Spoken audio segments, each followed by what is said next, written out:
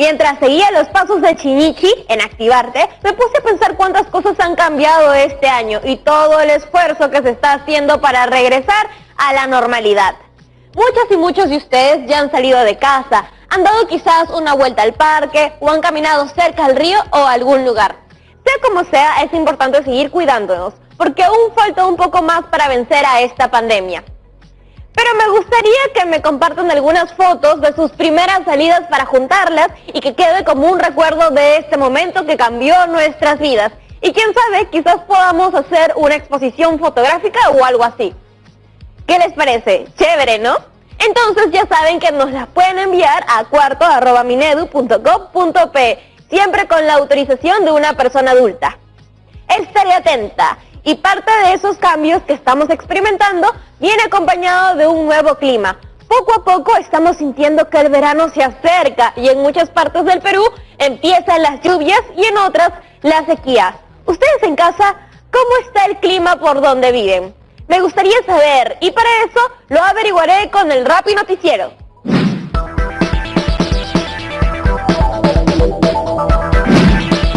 Bienvenidas y bienvenidos a su Rappi Noticiero favorito. Hoy es lunes 7 de diciembre del 2020. Vayamos con la primera Rappi Noticia de la semana. No culpes a la lluvia. Como verán, estamos cerca de culminar la estación de la primavera e iniciar el verano, pero las características de nuestro país hacen que cada región tenga climas muy distintos. Para conocer más sobre el tema, acá tenemos al chico del tiempo. Gracias por el pase. Como bien se ha dicho, nuestro país cuenta con regiones con climas muy diversos. Por ejemplo, en la Amazonía tenemos un clima muy húmedo y lluvias muy intensas. Por otro lado, en la costa sur el escenario cambia y tenemos cielos nublados y un clima que puede llegar a los 22 grados Celsius. Sin embargo, en la costa norte la cosa cambia y tenemos un calor intenso y el solcito nos calienta poco a poco. ¿Y qué hay de las regiones de nuestra sierra? Creo que te has olvidado de mencionarlas. Como se habrán podido dar cuenta, en esta zona del Perú se inician las lluvias y se intensifican en las cuencas altas. Lo que quiere decir que el agua discurre por canales naturales y artificiales, así que a tomarlo en cuenta para evitar todo tipo de catástrofe. Muchas gracias, chico del tiempo. De nada, ha sido un placer enorme llevarles este análisis y pronóstico del clima. Como lo acaba de mencionar, estén muy atentas y atentos a los canales artificiales y naturales que por las lluvias suelen sobrepasar sus capacidades. Tratemos de darle mantenimiento para evitar sus obstrucciones y posibles huaicos. Este ha sido el avance Rappi Noticioso del día. Nos vemos en la ampliación de noticias más adelante. Muchas gracias. Esta Rappi Noticia me recuerda el tema que hemos venido conversando en la última semana, sobre la importancia de realizar una correcta gestión de nuestras cuencas hidrográficas para aprovechar al máximo todos los recursos que nos ofrecen nuestros ríos. ¿Se acuerdan de los hijos de la mamacocha, que son personas que realizan prácticas combinadas en la región de Apurímac para aprovechar las lluvias? Porque estas mismas lluvias servirán para captar, conducir y almacenar las aguas que discurren por los canales y laderas de las cabeceras de las cuencas durante las épocas de escasez de agua y permitirán abastecer zonas de desertificación. Así es, Yeremis. Y para abastecer de agua y regar nuestros cultivos durante esa época del año, se construyen represas, tanques y reservorios para regadío y agua potable. Profesora Brenda Vélez, ¿qué tal sorpresa? Y qué bueno tenerla por acá para conversar sobre este tema. Tengo una pregunta. ¿Todas las represas, tanques o reservorios tienen la misma forma? Eso dependerá de las cantidades de agua que se necesiten captar y la capacidad de los reservorios. Así, por ejemplo, tenemos represas construidas para irrigar grandes valles de las cuencas bajas y reservorios en las cuencas medias como bajas para destinar agua a regadíos y al consumo de los habitantes de dichas cuencas. Entonces, nuestro propósito del día de hoy es combinar estrategias para calcular el volumen de un reservorio de agua. Por supuesto, Yeremis, cuenta conmigo. Acá tengo mi proyecto de maqueta en la que he venido trabajando desde la semana pasada y que servirá para solucionar la escasez de agua en algunas comunidades. Está muy bien. Creo que es un buen referente para las y los chicos de cuarto grado. Así es, profesora. Lo subiré a mis redes sociales para que esté al servicio de todas y todos los que quieran realizar el proyecto. ¿Y cómo funciona? Funciona así.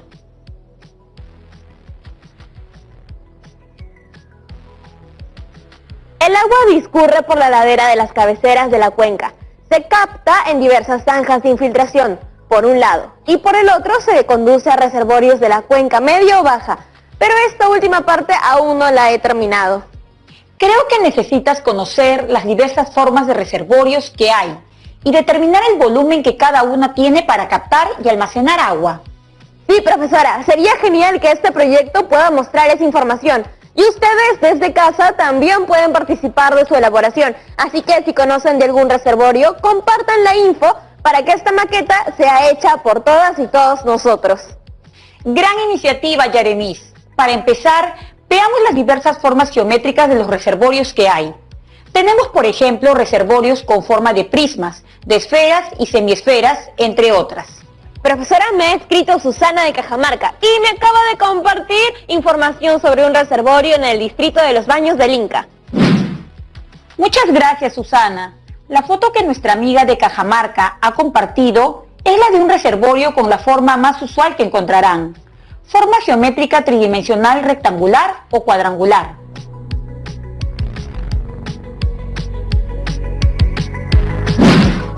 ¿Y cómo determinamos cuál es el volumen de almacenamiento en este tipo de reservorios? ¿Quieres conocer su volumen o capacidad de almacenamiento? Un segundo, ya me confundí. ¿Acaso no son lo mismo?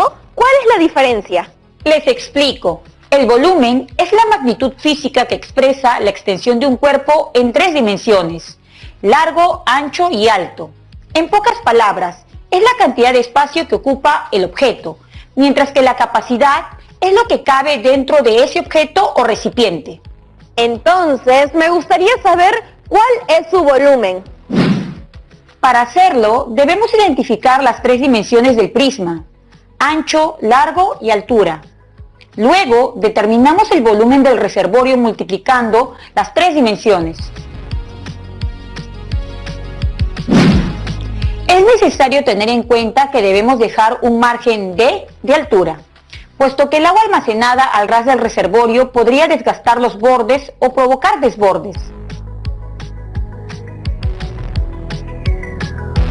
Por ello, el volumen del reservorio estaría dado por el producto de la longitud del largo por el ancho y por la altura.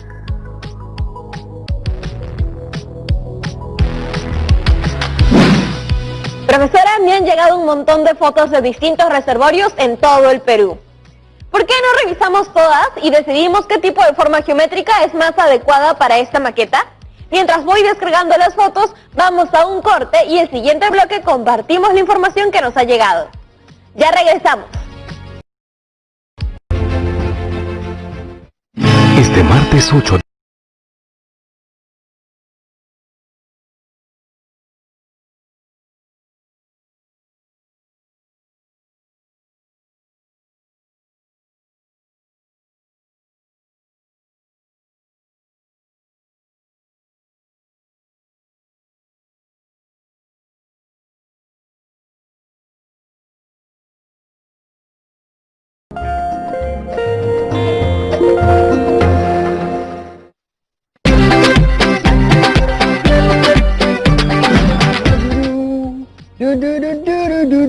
¿Qué haces, Rodrigo? ¡Hey! Aquí, preparando todo para mi nueva pecera. Voy a tener peces de colores, neones, un pez disco, entre otras cosas. Pero bueno, para saber la cantidad de peces que puedo tener, también necesito saber el volumen de esta pecera. Pensé que el doctor Sabiondus te habría compartido algo de sus conocimientos. Pero bueno, es bien fácil. Solo tienes que multiplicar la longitud del ancho por el largo y por la altura. ¿En serio? ¡Wow! Entonces lo voy a hacer. Listo, amigo. Te tengo que dejar porque debo continuar con el programa. No te olvides de enviarme una foto de tu primera salida después de la cuarentena para colocarla en mi exposición. No te preocupes, yo te mando. ¡Chao, chao!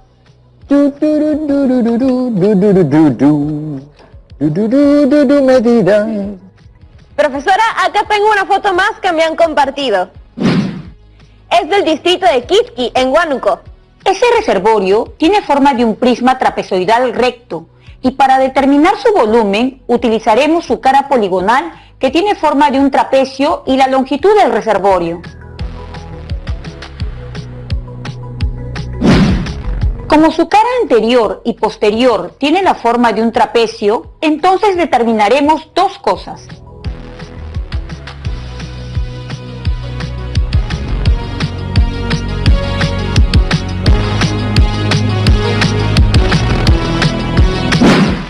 Primero, que el área del trapecio es la semisuma de las bases, es decir, base menor más base mayor dividido entre 2, todo este resultado multiplicado por su altura. Y segundo, para determinar su volumen, lo que debemos hacer es simular una determinada cantidad de placas que tienen forma de un trapecio, que se colocan a lo largo, una tras otra, hasta alcanzar una longitud L. Claro, y con eso hacemos un nuevo cuerpo geométrico de forma trapezoidal, similar a la del reservorio. Exacto. Y para obtener su volumen estimado, lo que haremos será multiplicar el área del trapecio por esa longitud alcanzada L. Profesora, acá tenemos otro reservorio. Nos lo ha compartido desde Tarapoto. Este es un poco distinto a los que hemos venido revisando. Acá tenemos un reservorio para almacenar agua potable. Y en estos casos, las formas más comunes son las cilíndricas, esféricas o compuestas, como la que tenemos acá, en la que podemos ver que existe una parte cónica y otra cilíndrica.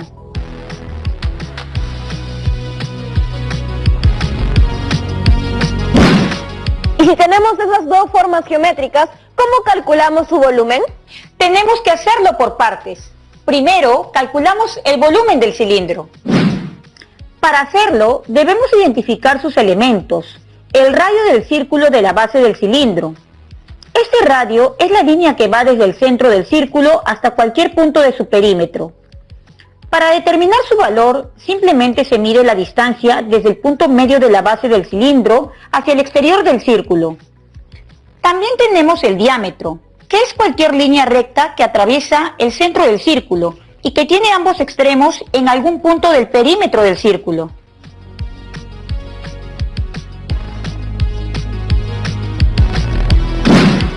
Y si es muy complicado medir la parte cónica por su forma, ¿existe otra manera en hacerlo? Qué bueno que lo preguntes. Existe otra manera de calcular el radio, midiendo el diámetro completo y dividiéndolo entre 2. Y una vez que conoces el radio de la superficie de la base circular del cilindro, podemos determinar su área con la siguiente relación.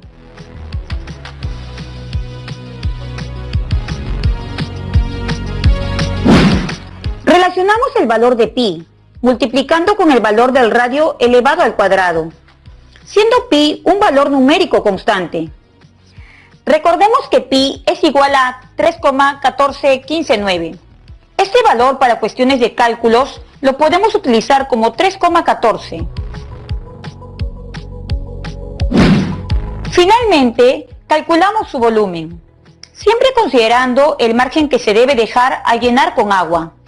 Para evitar que el reservorio se rebalse, entonces el volumen de llenado es igual a la relación entre el área de la misma base circular por la altura h minúscula.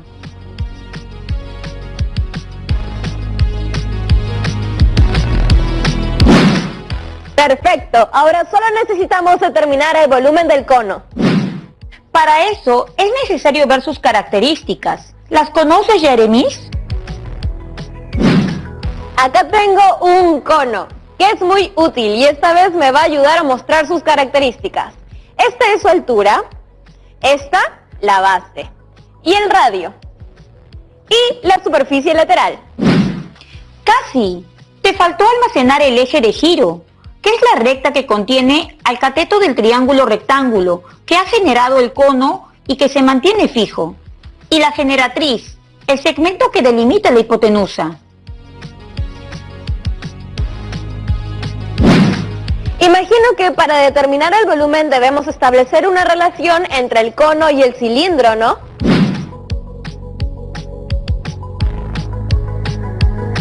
Correcto. Como observan, estos tres conos invertidos contienen el mismo volumen del cilindro. Eso quiere decir que el volumen de un cono es igual a la tercera parte del volumen de un cilindro. Siempre y cuando ambos cuerpos geométricos tengan la misma base y altura. Y ahora que ya conocen el volumen del cilindro y del cono, lo único que deben hacer es considerar ambos valores para determinar el volumen total.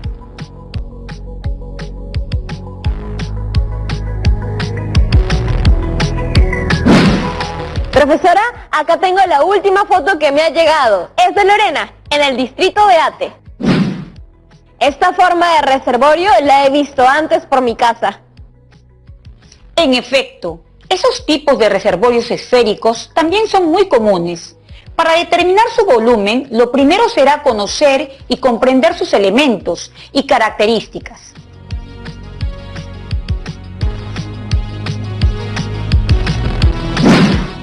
Es similar a la de un círculo, pero ¿tiene forma tridimensional?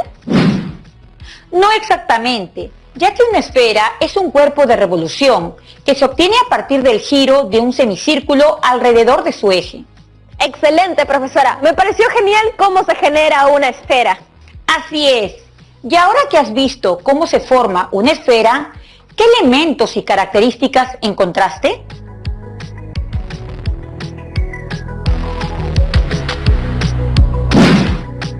El eje es el diámetro del círculo o semicírculo sobre el cual gira. El centro o punto central en el interior de la esfera equidistante de todos los puntos de la superficie. El radio es la distancia del centro de la esfera a cualquier punto de la superficie. Y el diámetro, que es la distancia de un punto a otro punto de la superficie pasando por el centro. Nuevamente te faltaron dos más. La superficie curva, que es la superficie de la rotación del semicírculo, y los polos, los puntos de la superficie de unión con el eje de rotación.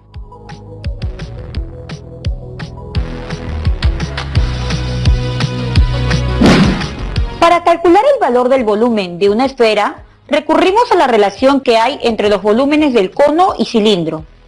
Vemos que el volumen del cilindro es equivalente a la suma de los volúmenes de la esfera y el cono. Reemplazando la relación entre sus elementos y despejando el volumen de la esfera, se tiene que esta es igual a 4/3 del valor de pi multiplicado por radio elevado al cubo.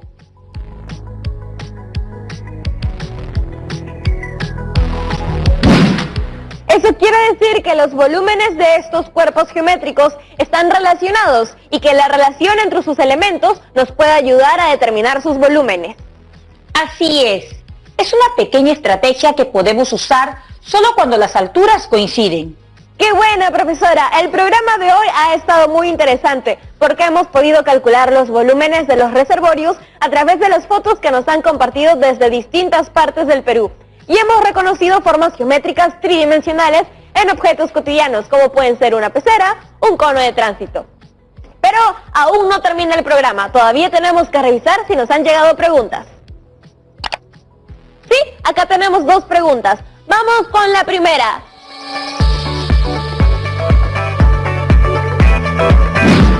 Hola amigos y amigas de Aprende en Casa, soy Jean-Pierre desde Huacayo. Mi pregunta es la siguiente: ¿cuál es la diferencia entre los cuerpos geométricos de revolución y los poliedros?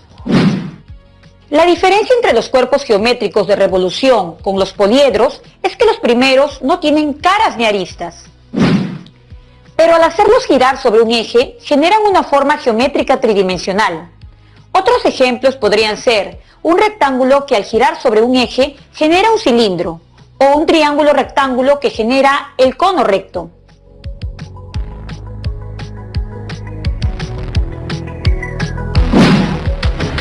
Hola chicas y chicos de cuarto, mi nombre es Valeria y soy del cuarto año de secundaria. Y tengo una consulta. Por donde yo vivo venden chupetes en forma de un cono cortado. Y quisiera saber si es posible obtener estas formas geométricas a partir de una figura plana. Y cómo se puede determinar su volumen. Esa forma geométrica a la que te refieres es un tronco de cono recto, llamado también cono truncado recto. Es una superficie de revolución generada al girar un trapecio rectángulo sobre el lado perpendicular a sus bases. También se pueden entender como el corte del cono en paralelo a la base y eliminar la parte que tiene el vértice del cono. Y para determinar su volumen se aplicará la relación que hay entre sus elementos, expresados en la siguiente relación.